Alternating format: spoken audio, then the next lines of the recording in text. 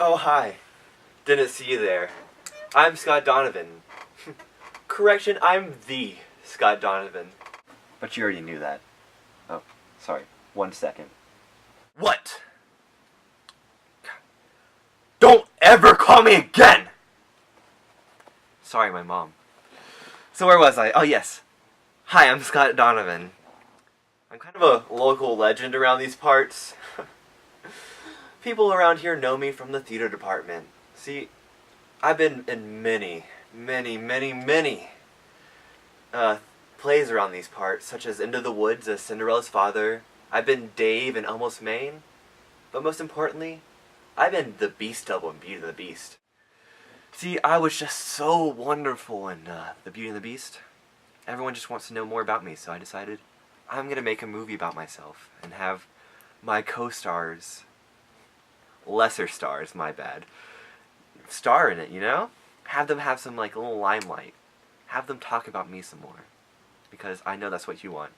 And of course, it's what I want. So without further ado, let's jump right in. So right here, this room right here, is where my fate was sealed. This is where I was destined to play the Beast Double. Would you like to hear my audition song? What am I talking about? Of course you would.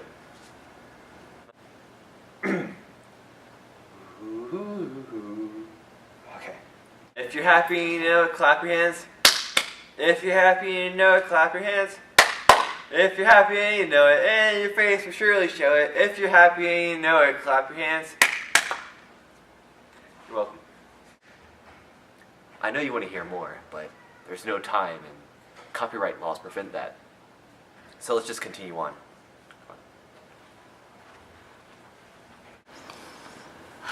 Scott Donovan. I don't even know where to start. So let me tell you a story. So I'm sitting there for auditions, and it's just been horrid. You know, it's person after person, and they're tone deaf, and you just start to think to yourself, you know, what am I going to do? And then Scott Donovan came. And he sang 16 bars of the song, and I have to say it was a life-changing situation. And so, you know, I'm looking at the cast list, and I'm thinking to myself, Scott Donovan, you know, Scott Donovan. And I thought, well, you know, he's about the same height as Peyton Myers, and he probably could do some stage choreography. Not even real complicated stuff, just kind of, you know, falling and making noises like, and I said, Scott Donovan, I'm going to give you this responsibility. I'm going to need you to come through, and you know what? He did. He did. Scott Donovan's like the light that you want your children to have. You know what I'm saying? And I mean, obviously, I'm not gonna have kids anytime soon. But whenever I do have kids, and they're like, "Dad, tell me about Uncle Scott," I'm gonna say, "Well, Uncle Scott played the Beast Double in the play Beauty and the Beast," and they're gonna be like, "Whoa, the Beast Double?" I'm gonna say, "Yes, the Beast Double." They'll be like, "Dad, what'd you play?" I'll say the Beast, but that's not important. Because the only part that's important in that show is the Beast Double. Like, the entire show, it climaxes to that one scene. And the director even didn't trust me with that part. The director only trusted Scott Donovan. The director trusted Scott Donovan to accept the I love you from Belle. The director trusted Scott Donovan to die. I'm not as good as Scott. I couldn't have done that. And sometimes I just look in the mirror and I'm like, man, I wish I was like Scott Donovan. But it's not. It's not just that Scott Donovan's better than me. It's because Scott Donovan's better than everyone. This platform right here, this is where I died. Not literally, of course, because I'm immortal and I can't die. This is where, Gaston, that's his name. It's really hard to get emotionally invested in a scene where you die, because I've never died. So I had to use all my talent and skill. Watch. Don't worry, I'm not actually dead. I just good actor. Of course I am. See, after the show, people would come up to me and ask, "Oh my God, I'm so glad you're not dead. I was worried there that you actually died on stage." I said, "Thank you." And they said, "You're just such a good actor. You should do this for a living." And I said, "Thank you, but no thanks. I have a passion calling me." How did it feel like to act like I was killing Scott Donovan? You can't understand the shame and sorrow that I felt. I mean, it was Scott Donovan. We had to fight, and Scott's just, he's a vision of a man, and here I am, I'm throwing him around, and I'm stabbing him. You can't understand the pain that emanated from his whole being, and it was my fault. And I've got to be strong. I've got to be this strong, manly man, because I'm Gaston. That's who I have to be. But I'm sorry. I need a moment. It's just so emotional. Scott is just such a nice guy. I'm beating him up. Oh God! I can't do this. I have to go.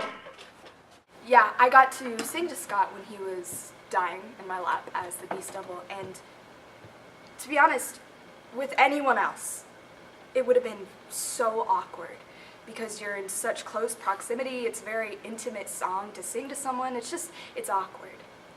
But with Scott, it was different. It was like every single word that I was singing to him was true, and I felt every single word, and I think that he did too, because his eyes, they entranced me, and it was just the best feeling in the world, and I almost didn't look forward to the switch when Peyton had to take his place. I mean, how can you feel worthy enough to take the place of Scott Donovan? I almost wanted him to stay, and he just play the Beast for the rest of the show. Worthy? Of course I don't feel worthy to replace Scott Donovan. Who could feel worthy to replace Scott Donovan? Like, honestly, I knew what I had to do when I went back on stage as the Prince. But, like, it's so unsettling and so nerve-wracking to know that you're going to be taking the place of the god, the legend, Scott Donovan. You know, I met a lot of wonderful people in the show. Not as wonderful as me, of course, but they were great.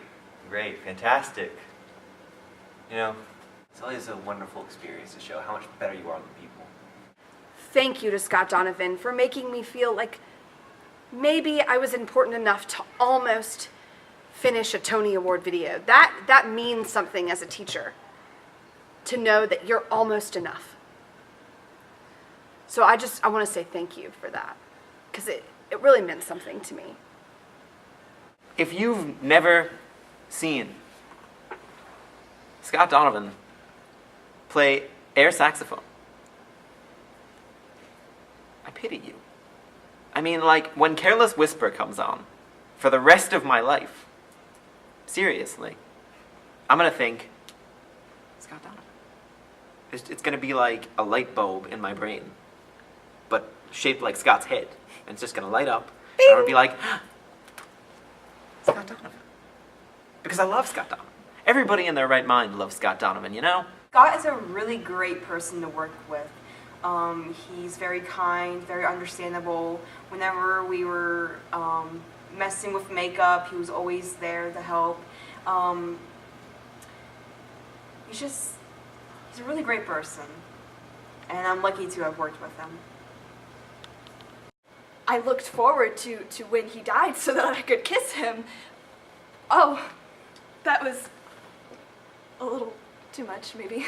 Let me tell you about Scott Donovan. First of all, Scott's tall, and everyone loves tall guys. It's fine. You'll get there someday. You know, Scott's like the best actor in all of humanity. No, that's not why I want to be Scott Donovan.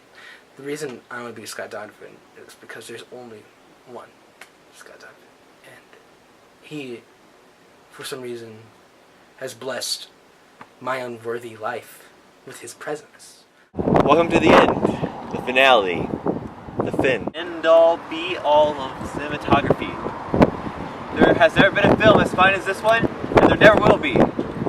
You're welcome for spending however long this may be. I don't know, I'm not the editor. So, you're welcome. I have to go now because my mom's calling me saying I'm in trouble for yelling at her. Catch y'all later.